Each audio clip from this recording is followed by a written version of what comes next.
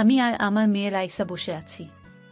তখন রাইসা বলে উঠল, আচ্ছা বাবাই, জড়িয়ে ধরে মুখে পাপ্পি দিলে কি হয়? মজা লাগে বাবাই? বসে বসে ল্যাপটপে অফিসের গুরুত্বপূর্ণ একটা ফাইলের কাজ করছিলাম। হঠাৎ রাইসার মুখে এমন কথা শুনে চমকে উঠলাম। রাইসা কথাটা বলে ছবি আঁকায় মন দিল। রাইসার কথাটা মনে ঘুরপাক খাচ্ছে। ছোট্ট একটা মেয়ে, বয়স 7 ছুঁই ছুঁই। কিন্তু হঠাৎ এমন কথা কেন বলল? এদিকে কথাকে দেখলাম শাওয়ার নিয়ে বের হচ্ছে। বুঝলাম না, ইদানিং কথা প্রায় সন্ধ্যার পর কথা গোসল করে। আমি সন্ধ্যা 6টা পর্যন্ত অফিসে থাকি। সারাদিন আমার স্ত্রী কথা আর রাইসা বাসায় থাকে। তাহলে কি কথা? না না, আমি এসব কি ভাবছি? মাথাটা কেমন যেন ঘুরছে এসব ভেবে। মনে মনে ভাবলাম রাইসাকে একবার জিজ্ঞেস করে দেখি কেন বলল এমন কথা। পরক্ষণে মনে হলো না, রাইসাকে বলা ঠিক হবে না। রাত্রে শুয়ে শুয়ে ভাবছি, রাইসা হঠাৎ এমন কথা কেন বলল। আমি কিছুই বুঝে উঠতে পারছি না। আমি আর কথা স্বামী স্ত্রীর, আর আমরা কখনো রাইসার সামনে এমন কিছুই করিনি। এসব আমি ভাবছিলাম, হঠাৎ কথা রাইসাকে ঘুম পাড়িয়ে দিয়ে এসে আমার পাশে শুয়ে পড়ল। আমি ঘুরে কথার পাশে চলে পাশ ফিরলাম। কথাকে জড়িয়ে ধরলাম।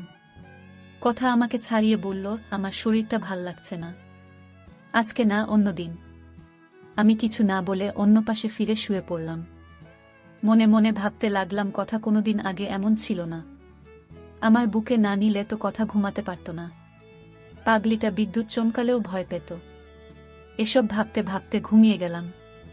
পরের দিন সকালে অফিসে যাওয়ার পর সারাক্ষণ শুধু রাইসার কথাগুলো মাথায় ঘুরপাক খাচ্ছিল। অফিসের কোনো কাজে মন বসাতে পারছি না। নাজমুল সাহেব বলল, রাজ ভাইয়া, শরীর খারাপ লাগছে কি আপনার? আজ অফিসে আসছেন থেকে দেখছি আপনি মনমরা হয়ে আছেন। মনে হচ্ছে কোনো বিষয় নিয়ে চিন্তিত। কোনো সমস্যা থাকলে বলতে পারেন। আমি বললাম, না নাজমুল সাহেব, কোনো সমস্যা নেই, এমনি ভাল লাগছে না। দুপুরে লাঞ্চ টাইমে লাঞ্চ করে অফিসে বসে বসে পেপার পড়ছি। হঠাৎ পেপারে একটা হেডলাইন দেখে চোখটা আটকে যায়। 2 বছরের সন্তান রেখে পুরনো প্রেমিকের সাথে অশালীন কাজ করতে গিয়ে হোটেল এ ধরা পড়লেন এক মহিলা। আমি অনেকটা দীর্ঘনিশ্বাস ফেলে নাজমুল সাহেবকে বললাম, দেশটা একদম রসাতলে যাচ্ছে। মানুষের মাঝে ইসলামের আলো না থাকায় কত রকম অশ্লীল কাজে পা বাড়াচ্ছে মানুষ। 2 বছরের একটা বাচ্চা রেখে এমন কাজ করতে বিবেকেও বাধে না মানুষের। তখন নাজমুল সাহেব বললেন, কি করবেন ভাই? মানুষ আল্লাহকে ভুলে গেলে কত রকমের কাজই না করতে পারে। আজকে কথার বার্থডে পেপারটা রেখে অফিস থেকে 2 ঘন্টা আগেই বের হয়ে পড়লাম। বার্থডে কেক, আইসক্রিম এবং নীল একটা শাড়ির সাথে কথার পছন্দের বকুলের মালা নিয়ে বাসার দিকে রওনা দিলাম। বাসায় আসতেই দেখলাম কথা কিচেনে রাইসা উজ্জ্বলের সাথে বসে ফোনে গেমস খেলছে। উজ্জ্বল কথার কাজিন। উজ্জ্বল আমাকে দেখেই বলল, দুলাভাই কেমন আছেন? আমি বললাম, জি আলহামদুলিল্লাহ। তা তোমার পড়ালেখা কেমন চলছে? জি দুলাভাই, ভালো। কিছুক্ষণ উজ্জ্বলের সাথে কথা বললাম। উজ্জ্বল প্রায়ই আমাদের বাসায় আসে। ছেলেটা ভালোই। যাই হোক, সন্ধ্যায় কেক কাটার সময় আমাদের পাশের ফ্ল্যাটে নাইম চাচা এবং তাদের পরিবারের সবাইকে আসতে বললাম। নাইম চাচা একটা ব্যাংকে জব করে। নাইম চাচা অনেক ভালো মানুষ। রাইসা প্রায় দিনের বেশিরভাগ সময় তাদের ফ্ল্যাটেই থাকে। রাত 8টায় কথার বার্থডে কেক কাটার পর অনেক মজা করল সবাই মিলে। খাওয়া দাওয়া শেষ করে শুয়ে পড়লাম।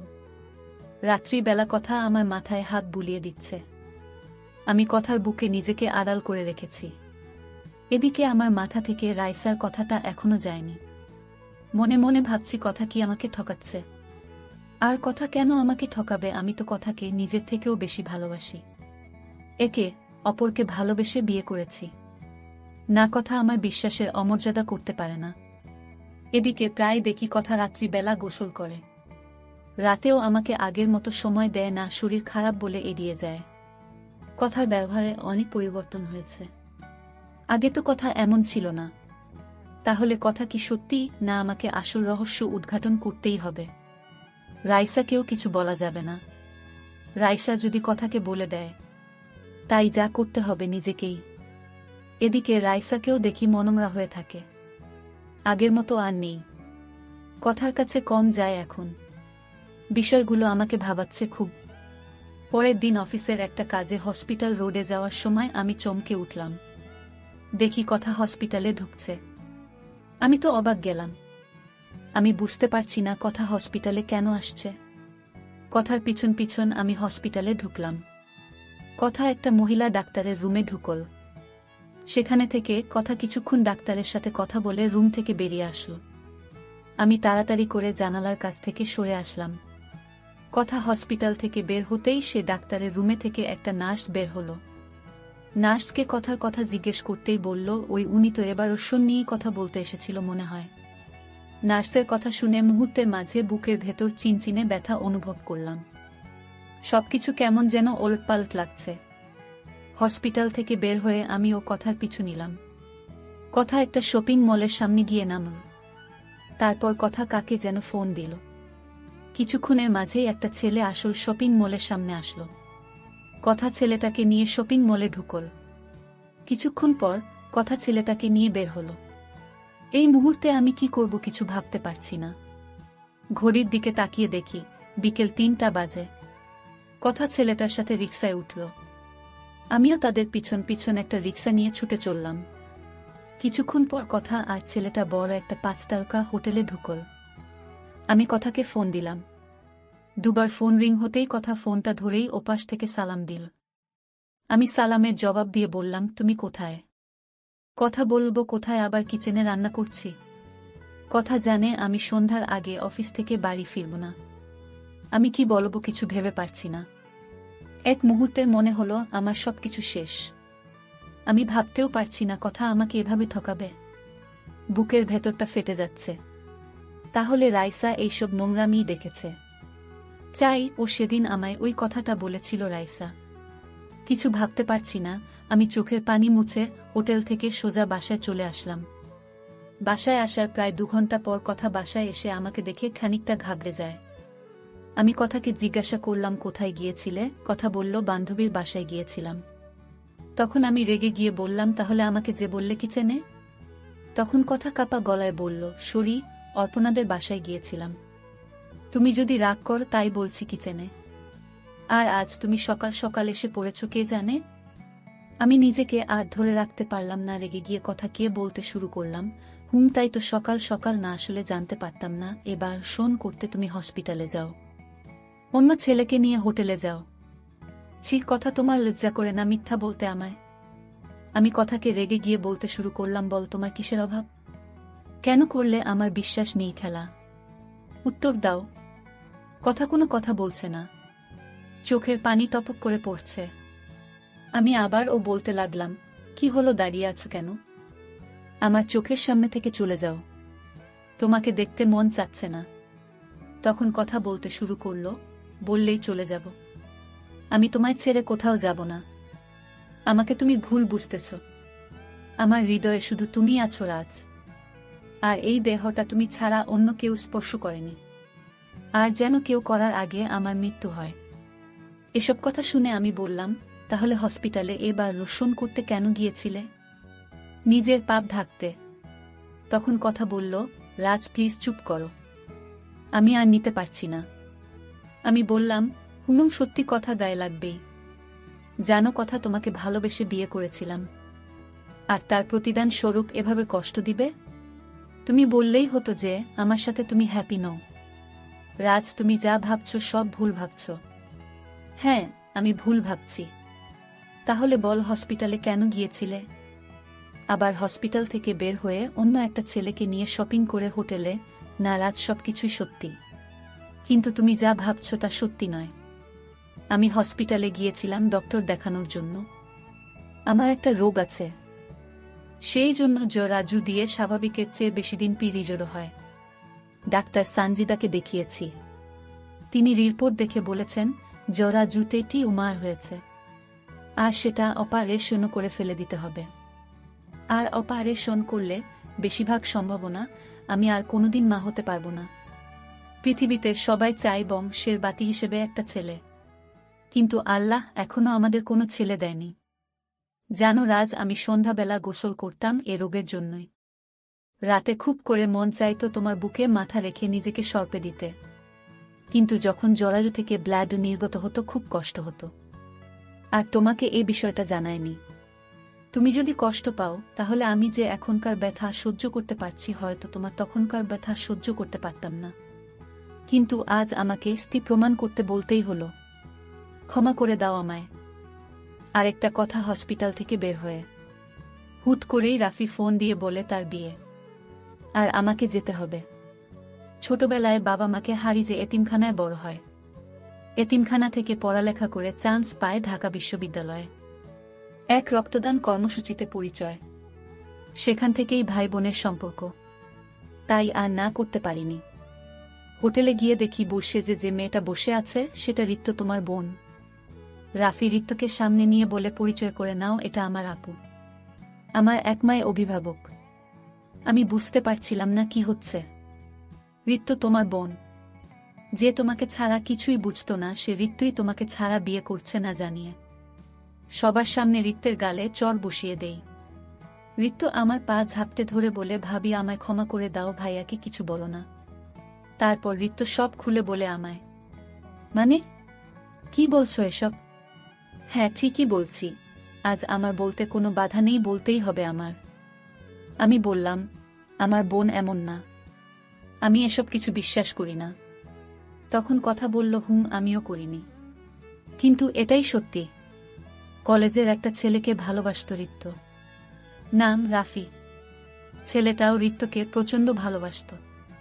তাদের ভালোবাসার বন্ধনটা ছিল পবিয়ে।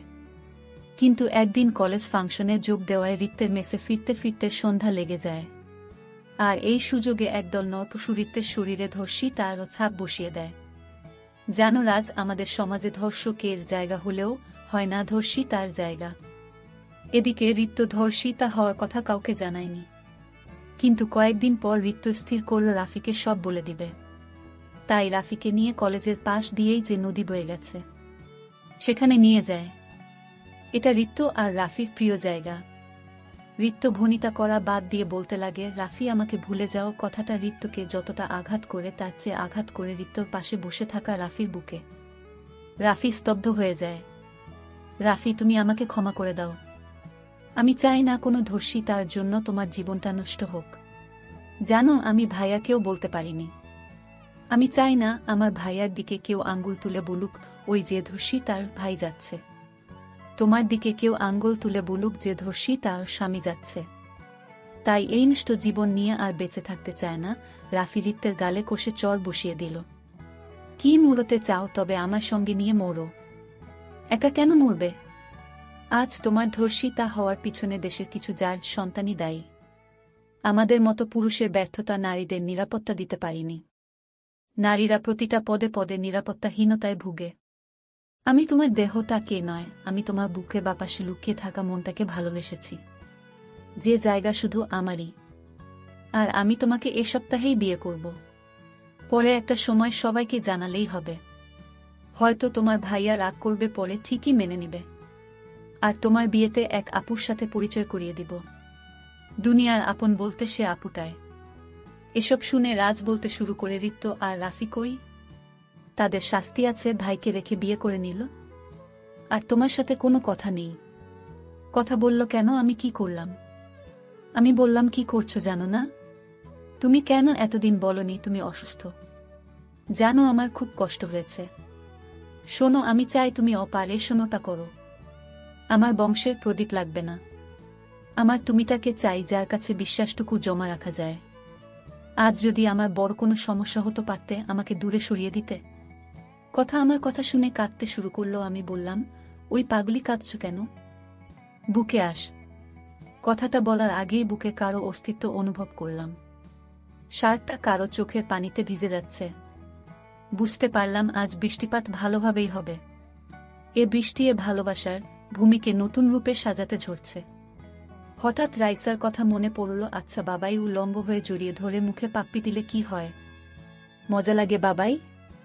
হঠাৎ মনে হলো রাইসা কারো কাছে যৌন হয়রানির শিকার হচ্ছে না তো। কথাকে বিষয়টা জানাতেই বলল, চল রাইসাকে সুন্দরভাবে জিজ্ঞেস করি। যে ভাবা সেই কাজ। রাইসাকে যে বললাম, মাম্মি তুমি সেদিন ওই কথা বলছো কেন? বাবাই কোনো কথা? তখন আমি বললাম, ওই যে বলেছিলে আচ্ছা বাবাই, উলঙ্গ হয়ে জড়িয়ে ধরে মুখে পাপ্পি দিলে কি হয়? মজা লাগে বাবাই? এই কথা। তখন রাইসা বলল, ও এই কথা। জানো বাবাই, আমাদের পাশের ফ্ল্যাটে দাদু থাকে না, ব্যাংকে চাকরি করে। সে দাদু আমাকে উলঙ্গ হতে বলেছিল, আমাকে জড়িয়ে ধরে বলেছিল, খুব মজা লাগবে না? আমাকে এসব ভিডিও দেখিয়েছে, একটা মেয়ে আর একটা ছেলে উলঙ্গ হয়ে কি যেন করছে। আমাকে বলছে আমি যেন তোমাকে না বলি, বললে তুমি নাকি আমাকে বকা দিবে। আমি জানি আমার বাবাই অনেক ভালো, আমাকে বকা দিবে না, তাই সেদিন তোমাকে বলেছি। ঠিক করেছি না বাবাই? রাইসাকে কুলে তুলে নিয়ে দুগালে মুখে চুমু দিয়ে বললাম, আমার মাম্মিটা কি ভুল করতে পারে? এরপর সব আমাকে বলবে, তার আগে আমার পাপ্পি আমাকে ফেরত দাও। রাইসা পাপ্পি দিয়ে বলল, আমার লক্ষ্মী বাবাই, মাম্মি আর ওই দাদুর কাছে যাবে না কেমন? আচ্ছা বাবাই। রাইসা টম অ্যান্ড জেরি দেখতে চলে গেল। আমি আর কথা দুজনের দিকে চেয়ে আছি। কথার চোখে পানি। কথা চোখে পানি মুছে বলল, লোকটাকে বাবার মতো মনে করেছিলাম, আর সেই কিনা তার নাতির বয়সী মেয়ের সাথে ছিল। রাজ, তুমি অন্য বাসা দেখো। পরের সপ্তাহেই অন্য একটা বাসা ঠিক করলাম অফিসের পাশেই। যাওয়ার আগে মনে মনে ঠিক করে নিলাম, নাইম চাচাকে কিছু কথা বলা দরকার। চাচার বাসায় নক করতেই চাচা দরজা খুলে দিল। আসসালামু আলাইকুম চাচা। এমন সময় দেখলাম চাচার বড় মেয়ের 7 বছর বয়সী নাতনিটা নানু ভাই বলে দৌড়ে এসে কুলে উঠল। আচ্ছা চাচা, বেয়াদ বিনা নিলে একটা কথা বলি। হুম বাবা বলো। চাচা, আপনার নাতনিটা না খুব সুন্দর, একদম পরীর মতো। আচ্ছা চাচা, আপনার নাতিকে কেউ যদি এ সময় পর্নোগ্রাফি দেখায়, বলে উলঙ্গ হয়ে জড়িয়ে ধরলে মজা লাগবে, তখন আপনার কেমন লাগবে? জানেন, পৃথিবীতে প্রতিটা মানুষই কারো না কারো আপনজন। ছোট্ট বাচ্চারা আমাদের কাছেই শিখবে, তাদের যদি আমরাই হয়রানি করি কেমন হবে? বয়সে আপনার চেয়ে অনেক ছোট আমরা চলে যাচ্ছি, কখনো কোনো ভুল হলে ক্ষমা করে দিয়েন। এই বলে যখনই পা বাড়াবো তখনই লোকটা বলে উঠল, বাবা ক্ষমা করে দাও আমায়, আমি অন্যায় করেছি। মুচকি হেসে বললাম, চাচা আপনার ভুল বুঝতে পারাটাই আপনার জন্য ক্ষমা। রুম থেকে বের হতেই দেখি ঋত্য আর একটা ছেলে কথার সাথে দাঁড়িয়ে আছে। কাছে যেতেই পা ছুঁয়ে সালাম করেই ঋত্য কান্না করে দিল। আমরা চলে যাচ্ছি। যদি কখনো কোনো অন্যায় করে থাকি, ঋত্যকে বুকে জড়িয়ে নিলাম। বুকের বাম পাশটায় রাফিকে জড়িয়ে নিলাম। আর যেন মনে হলো আমার পৃথিবীটা পরিপূর্ণ এক সুখ অনুভব করলাম। এ সমাজে নারীরা কোথাও সেফ নয়, ঘরের মেয়েদের সাবধানে রাখবেন, ছোট বাচ্চাদের একা কোথাও ছাড়বেন না। ধন্যবাদ সবাইকে।